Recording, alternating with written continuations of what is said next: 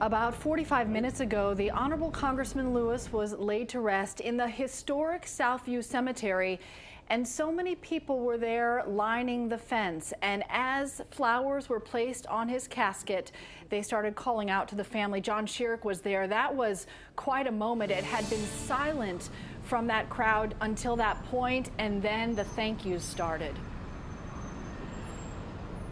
The graveside service was private, but as the service progressed, people were able to watch from a distance, and when it was over, they did call out to the family their expressions of love and appreciation.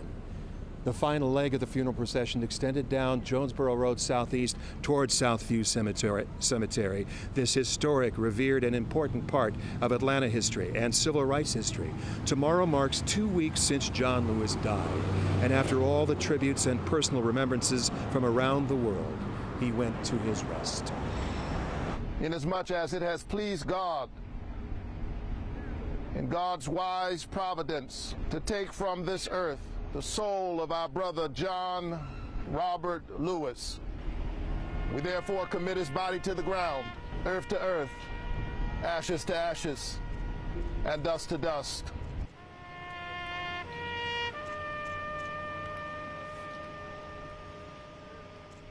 And to deliver you faultless before the presence of God's glory with exceeding joy, now and forever, world without end.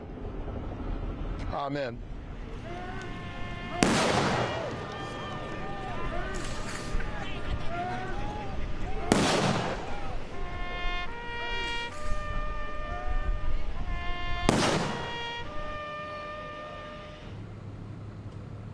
At the end of the service, one of John Lewis's nephews, David Lewis from Fort Lauderdale, walked up the hill where the spectators were gathered at the perimeter of the cemetery and thanked them for being here, thanked them for their support and for expressing their love and appreciation.